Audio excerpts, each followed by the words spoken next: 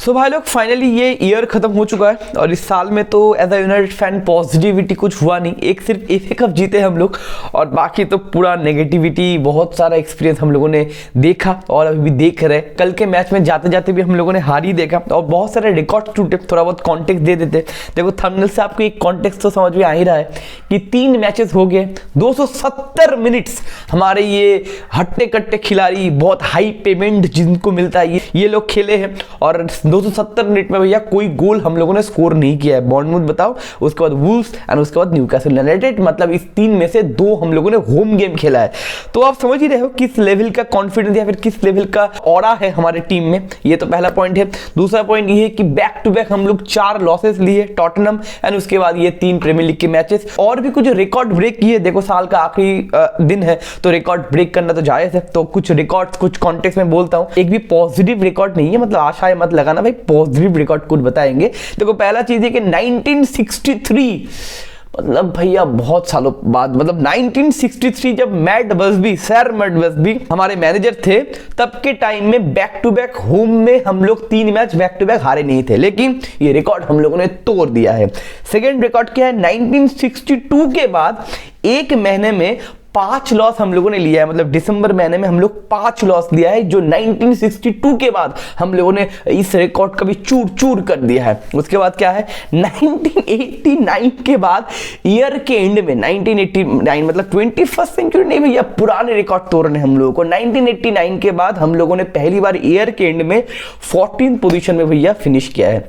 तो भाई इस 10 साल में आफ्टर द एलेक्स फर्ग्यूसन मेरा ऑब्वियसली एक नेगेटिव वाइब या फिर अंधकार का ये युग चल रहा है मैनचेस्टर यूनाइटेड का, लेकिन इतना खतरनाक टाइम पीरियड मेरे को नहीं लगता हमारे पास आया था। हम लोग हियर एंड देयर ट्रॉफी भी जीते थे, 2nd पोजीशन में, 3rd पोजीशन में, 4th पोजीशन में फिनिश भी किए थे।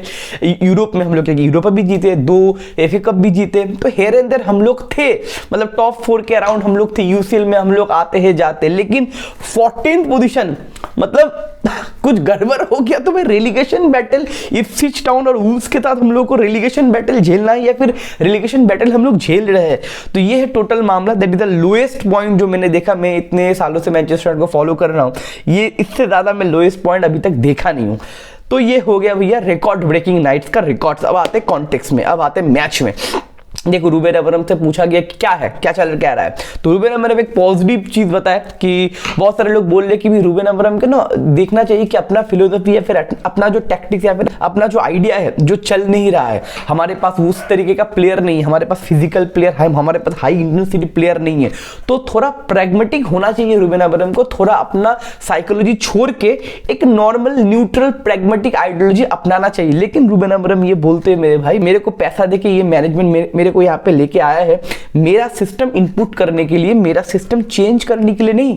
तो ये कब तक हारेंगे मेरे को पता नहीं, लेकिन मैं अपने फिलोसफी पे स्टिक रहूंगा, जो मुझे लगता है बहुत ही एक पॉजिटिव न्यूज है एज अ यूनाइटेड फैन। क्योंकि देखो इतने मैचेस हार रहे हम लोग, अगर यहाँ से मैनेजर को पुश करे कि आप अपना साइकोलॉजी चेंज करो, तो भाई उस मैनेजर को हम लेके क्यों आए।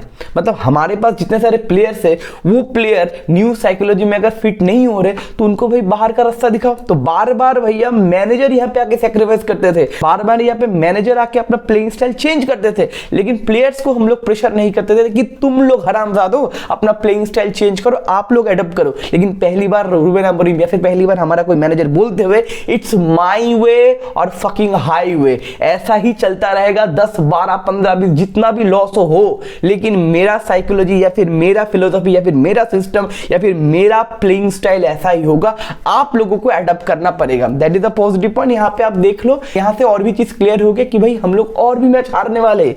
भाई देखो मैंने पिछले वीडियो में बोल दिया, आपको without any expectation Manchester United का मैच देखना पड़ेगा और देखना पड़ेगा कौन से प्लेयर रुकते हैं और कौन से प्लेयर को भाई साइडलाइन किया जाता है। तो ये है एक पॉजिटिव पॉइंट, लेकिन एक नेगेटिव पॉइंट भी है। अमरीम को पूछा गया भाई जनवरी ट्रांसफर विंडो में क्या सोचे हो, क्योंकि आपके पास तो लुल्ले प्लेयर है, हमको भी पता है, आपको भी पता है, हम लोग भी तो मैच देखते हैं। तो अमरीम बोले भाई जो रूल्स एंड रेगुलेशन है, हम लोग शायद जनवरी ट्रांसफर विंडो में हम लोग ज्यादा पैसा इन्वेस्ट नहीं कर पाएंगे। मतलब सीधी बात है ना कि प्लेयर को सेल करना पड़ेगा, हमारे पास पैसा नहीं है, तो प्लेयर को अगर सेल करेंगे उस पैसों से हम लोग जनरेट कर सकते हैं। अब इसके ऊपर एक खुलासा है कि मार्कस रैशफोर्ड रैशफोर्ड बताओ, कैशिमेरो बताओ, जितने सारे हमारे पास सेलेबल एसेट है उनको अगर सेल वगैरह करके हम लोग 100 मिलियन अगर अचीव कर पाए तो उससे कुछ हो सकता है। लेकिन ना मैं इसके ऊपर ना ज़्यादा बात नहीं करना चाहूँगा, क्योंकि ना हर एक ट्रांसफर विंडो से पहले मैनचेस्टर यूनाइटेड के न्यूज़ आता है कि मैनचेस्टर यूनाइटेड के पास नहीं भाई पैसा नहीं है, लेकिन ट्रांसफर विंडो में भैया पैसा कहाँ से आ जाते हैं और हम लोग इन्वेस्ट कर देते हैं। मैं इसके ऊपर बात नहीं करूँगा, ट्रांसफर विंडो आए, कल सुबह से ट्रांसफर विंडो खुल जाएगा 1 महीने के लिए, उसके बाद हम लोग को देखना पड़ेगा। और मैंने बहुत दिन पहले या फिर बहुत वीडियो पहले बता दिया कि हम लोगों को कौन सी जगह पे ट्रांसफर पे हिट करना है। पहला हमको एक सेंटर फॉरवर्ड चाहिए और दूसरा हमें मिनिमम एक लेफ्ट विंग बैक चाहिए। बाकी समर विंडो में अचीव कर सकते हैं, लेकिन विंटर विंडो में मिनिमम हमको ये तो चीज चाहिए मेरे भाई, क्योंकि आप देख रहे हो 270 मिनट से गोल स्कोर कर नहीं पा रहे। तो गोल स्कोर करने का जिम्मा किसके पास है? हमारा नंबर 9 के पास है। और हमारा हॉयलैंड वो पोलियो है उसको, तो इसलिए वो गोल स्कोर नहीं कर पाता। बंदा बहुत ज्यादा रॉ है भैया, 21 साल के उम्र बंदे के बाद वो पोटेंशियल अभी तक हिट नहीं हुआ है। तो बंदा वो स्क्वाड प्लेयर है, लेकिन हमको एक ट्रू आउट एंड आउट आपको 25 गोल मारने वाला, मैंने पिछले वीडियो में कहा था, एक सेंटर फॉरवर्ड गारंटी चाहिए। और उसके लिए विक्टर ओसिमेन से थोड़ा बहुत लिंक आ रहा है। अब देखना पड़ेगा, विंडो खुलता है उसके बाद हम लोग बातचीत करेंगे क्या ये प्रोग्रेशन होगा। देखो ये तो हुआ कल के रिजल्ट की बात। अगर कल के मैच की अगर बात करते हैं, पहला पॉइंट है स्क्वाड रोटेशन हुआ। आप जानते हो ब्रूनो फर्नांडिस और उगार्ते नहीं थे, एक रेड कार्ड के लिए और एक 5 येलो कार्ड ले चुके थे उगार्ते। एंड कल उगार्ते का मैच था मेरे भाई, क्योंकि मैं बता रहा था कि न्यूकासल का मिडफील्ड जो है, न्यूकासल बहुत फिजिकल प्लेयर से भरपूर है मेरे भाई, स्पेशली देयर मिडफील्ड। ब्रूनो गिमारेस बताओ, जोलिंगटन बताओ या फिर अब टोनाली बताओ, तीनों गजब हरामी मतलब फिजिकल खा जाते हैं। तो इस फिजिकल मिडफील्ड से कोबी मैनो को थोड़ा बचाने की कोशिश कर रहे थे रूबेन अमोरिम, लेकिन ये बैकफायर करते हुए कोबी मैनो का पिछले बैक टू बैक 3-4 मैचेस अच्छा नहीं जा रहा है। आफ्टर द इंजरी जो बंदा वापस आया है, सिटी का मैच को छोड़ के बाकी मैचेस उतना स्मूथ बंदे का गया नहीं, तो थोड़ा प्रोटेक्ट करना चाहते थे कोबी मैनो को। एंड कैशिमेरो और आपके एरिक्सन को खिलाए, लेकिन कैशिमेरो और एरिक्सन के बाद भैया वो लेग्स है नहीं। कल के मैच में पूरा क्रिस्टल एंड क्लियर हो गया। कैशिमेरो 32 साल का है, एरिक्सन 32 साल का है, तो 64 ईयर्स का मिडफील्ड कल चला नहीं। हम लोग बुली हो गए, हम लोग पूरा हैमर्ड हो गए और पहले के 30 मिनट के अंदर इतना प्रेशर बिल्डअप किए न्यूकासल, हम लोगों ने 2 आराम से गोल कंसीड कर दिए। कैसे गोल कंसीड किए? Any guesses? क्रॉसेस से, मतलब one kind of set piece आप कह नहीं सकते, लेकिन वो क्रॉस आता है और हमारे 3 जो सेंटर बैक है एक दूसरे का मुंह देखते रहते और भैया वहां से हम लोग गोल कंसीड कर जाते हैं। मतलब हमें क्रॉसेस अटेम्प्ट करना नहीं आता, हमारे आसपास से कोई भी बंदा हेडर मार के लेके चला जाता है। देखो 3 सेंटर बैक के साथ अगर आप खेल लो, फिर भी कोई सेंटर फॉरवर्ड या फिर कोई भी बंदा आपकी टीम में अगर क्रॉस मार के गोल मारता है, तो भैया वो 3 सेंटर बैक कर क्या रहा है और उस 3 सेंटर बैक के अंदर कम्युनिकेशन किस लेवल का मिस कम्युनिकेशन है, ये हमको समझ में आ रहा है। देखो पहला गोल जो इसाक ने मारा, वहां पे हैरी मैगर को समझ में नहीं आया क्या हुआ, थोड़ा डिफ्लेक्शन हुआ था, लेकिन मेरे को लगता है हैरी मैगर को जंप करना चाहिए था, थोड़ा विजन वगैरह ब्लॉक होता। और सेकंड जो गोल है वहां पे तो भैया सलमान खान बोले ना कि मुन्नी तुम्हें चलो पाकिस्तान छोड़ के आते हैं, तो जोलिंगटन भी भैया लिसांड्रो को भाई पाकिस्तान छोड़ के आए। वहां पे भाई लिसांड्रो मार्टिनेज बुली हो गया। लिसांड्रो मार्टिनेज का back to back, I love Licha, लेकिन बैक टू बैक 3-4 मैच में लीचा का भैया परफॉर्मेंस बहुत ही गजब का फालतू है और बैक 3 में बंदा अभी भी कंफर्टेबल लग नहीं रहा मेरे को। अब देखना पड़ेगा, लीचा को थोड़ा सा बेंच करना पड़ेगा, लेकिन यही प्रॉब्लम है ना, लीचा को बेंच करेंगे तो खिलाएंगे किसको, तो ये चीज है भैया। मतलब अच्छे प्लेयर्स जो है जो थोड़ा अंडर परफॉर्म कर रहे हैं, उनको थोड़ा अगर समय दिया जाए, उनको थोड़ा अगर रोटेट किया जाए, जो करना चाहिए, लेकिन खिलाएंगे किसको? तो हमारे पास जो क्वालिटी प्लेयर्स है नहीं, वहां पे खिलाएंगे विक्टर लिंडलॉफ को, फिट ही नहीं है, वहां पे खेलेंगे जॉनी इवांस को। चलो फाइन, मूव करते हैं। तो उसके बाद एक खतरनाक चीज हुआ, बहुत ही घटिया खेल रहे थे हम लोग पहले 30 मिनट में, एंड 33 मिनट में भैया जिग्जी को, जोशुआ जिग्जी को, जो 23 साल का लौंडा है, हम बोलोगना से साइन करके लेके आए थे, 33 मिनट में उसको सब्स्टिट्यूट किया गया और पूरा ओल्ड ट्रैफर्ड वहां पे उसको बू किया। एंड जब कोबी मैनो आया सब्स्टिट्यूशन में, वहाँ पे चेयरिंग वगैरह हुआ, तो भाई जोशुआ जिग्जी का हालत बहुत खराब हो गया, बंदा रोने वोने लग गया शायद। उसके बाद वॉशरूम जाके फ्रेश होके उसके बाद फिर से उसको बुलाया गया, तू आ। मतलब it's very lowest point of any player. मतलब कल के मैच में भाई जोशुआ जिग्जी डन एंड डस्टेड हो गया। जोशुआ जिग्जी को भाई विंटर विंडो में बेचा जाएगा, गारंटीड है। मतलब इसके बाद Joshua Zirkzee I don't think so कि कम बैक कर पाएगा, या फिर रूबेन अमोरिम का जो कॉन्फिडेंस है या फिर ट्रस्ट है वो जोशुआ जिग्जी के ऊपर पूरा खत्म हो चुका है मेरे भाई। एंड आई थिंक थोड़ा इमोशनल, थोड़ा तो एज अ ह्यूमन बीइंग तो बुरा लग रहा है, लेकिन क्या है ना, आप फुटबॉल वर्ल्ड में आपको बहुत पैसा मिलता है, आपको बहुत रेस्पेक्ट मिलता है, आपको बहुत नेम फेम मिलता है, आपको वो बहुत पावर मिलता है। तो इतना पैसा, इतना रेस्पेक्ट या फिर इतना नेम फेम के बाद ना आप ये रोना धोना वाला इमोशनल सिंपैथी वाला कार्ड आप प्ले कर नहीं सकते। इट्स अ हर्श रियलिटी, क्योंकि आपको भी बहुत पैसा, बहुत इज्जत मिलता है। तो मेरे को लगता है भाई जोशुआ जिग्जी भाई डन एंड डस्टेड, उनका भैया मैनचेस्टर यूनाइटेड के करियर हरिओम हो गया। तो ये 2-0 से हम लोग पीछे थे, लेकिन मौका आया था। देखो भगवान ने बोला है, दुनिया में बोला है कि आप अगर मेहनत करते हो, आप अगर इन्वॉल्व होते हो तो आपको मौका दिया जाता है।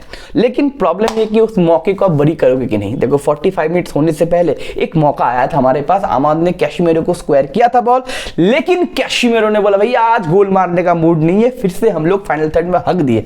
और उसके बाद क्या हो गया राहुल जी? खत्म। ओके, तो राहुल जी ने भी बता दिया। तो उसके बाद भैया हमारा चांस खत्म हो गया। रूबेन अमोरिम भैया, बंदा गुस्सा भी नहीं था, बंदा होपलेस हो गया था। क्या क्या चूतिया प्लेयर है मेरे भाई। अगर वो गोल आ जाता तो हाफ टाइम में हम लोग 2-1 से जाते तो कमबैक करने का एक चांस मौका आता, क्योंकि उस हाफ टाइम के बाद हॉयलैंड को भी एक मौका मिला था, लिसांड्रो का एक हेड पोस्ट पे लगा था, तो here and there 2 big chances create हुए थे। देखो बहुत गंदा खेले, ब्रूनो नहीं था, क्रिएटिविटी के नाम पे धब्बा हो रहा था। देखो ब्रूनो को कितना गाली दो, लेकिन क्रिएटिविटी, अगर गोल स्कोरिंग या फिर गोल क्रिएशन का बात आता है तो ब्रूनो फर्नांडिस का नाम ही आएगा। आप कितना भी गाली दो, बंदा बहुत रोता है धोता है, लेकिन भैया आपको घूम फिर के बोलना पड़ेगा ब्रूनो थोड़ा एक क्रॉस दे देना, ब्रूनो भैया एक बिग चांस क्रिएट कर देना। मतलब कल ब्रूनो नहीं था, बिग चांसेस क्रिएट नहीं हो रहे थे, लेकिन फिर भी इतना घटिया फालतू खेल के भी 2 बिग चांसेस मिले, लेकिन वो 2 बिग चांस में भी हम लोगों ने हक दिया। हॉयलैंड बहुत फ्रस्ट्रेशन दिखाता है, मेरे को सर्विस नहीं दिया जाता, मेरे को बॉल नहीं दिया जाता, लेकिन मेरे भाई हॉयलैंड, तेरे को जब बॉल दिया जाता है तब उस बॉल के साथ तो क्या करता है, तब तो भैया ही देता है। तो भाई तो प्रॉब्लम है पूरा सिस्टम, पूरा जो जितने सारे प्लेयर्स थे। डियागो डालो भाई पिछला सीजन कितना खतरनाक था, ये सीजन खत्म है डियागो डालो। हमारे पास विंग बैक्स चाहिए। आमाद का भी परफॉर्मेंस थोड़ा लो था, आमाद नंबर 10 के रोल पे मेरे को लगता है थोड़ा सुइटेबल नहीं हो रहा है। आमाद को राइट विंग बैक खिलाना पड़ेगा। लेकिन मेरे भाई अगर आमाद राइट विंग बैक जाए तो हमारे पास जो नंबर 2 10 होगा, एक ब्रूनो होगा, उसके साथ कौन होगा? मेसन माउंट हो सकता है, लेकिन मेसन माउंट तो गया भैया 1.5 महीने के लिए तेल लेने। तो भैया प्लेयर्स नहीं है, भैया प्लेयर्स नहीं है। तो बहुत ही ज़्यादा खतरनाक, बहुत ही ज़्यादा लो पॉइंट पर भी मैनचेस्टर यूनाइटेड है। अब साल खत्म हुआ है, नया साल शुरू होगा। नया साल मतलब ऐसा मोटिवेशन नहीं दूंगा नए साल में भैया फोड़ देंगे। नए साल में पहला मैच इनफील्ड में है। राइट हैंड साइड से मोहम्मद साला, लेफ्ट हैंड साइड से लुइस डियाज, और बीच में जब सोबोज़लाई और मैकलिस्टर बॉल लेके आएंगे, हमारे प्लेयर्स का क्या होगा देख पाओगे आप, ठीक है ना। तो ये है टोटल मामला, ये टोटल सिनारियो। फिर से हम लोग एक मैच हार चुके एंड विंटर विंडो में देखना पड़ेगा कैसे क्या होगा। एंड 4-5 प्लेयर रुकेंगे शायद, एंड बाकी प्लेयर्स को भैया बेच देना चाहिए। विंटर विंडो में तो नहीं होगा, अभी समर विंडो में देखना पड़ेगा इस सीजन के बाद क्या क्या चीज़ होता है। और हमारे गर्नाचो भाई भी है, लेकिन ऐसा कुछ किया नहीं, उसके बारे में हम लोग बातचीत करें। टोटल मिला कि ये मैच मेरे भाई, एंड उसके बाद हम लोग को लिवरपूल जाना पड़ेगा, उसके बाद हम लोग को आर्सेनल जाना पड़ेगा। तो बैक टू बैक 2 मैचेस हम लोगों को बहुत ही इंपॉर्टेंट खेलना पड़ेगा, और भी ह्यूमिलेशन होने वाले। और मैंने कल लाइव में भी बोला कि बैक टू बैक 5 मैच में 450 मिनट खेल के भी हम लोग 0 गोल स्कोर करके रह सकते। 3 मैच ऑलरेडी हो चुका है और बाकी के 2 मैच है। अब मैं नहीं चाहता मेरा ये प्रेडिक्शन सही हो जाए। तो मिलते हैं अगले वीडियो में, take care, bye bye, sayonara, शू।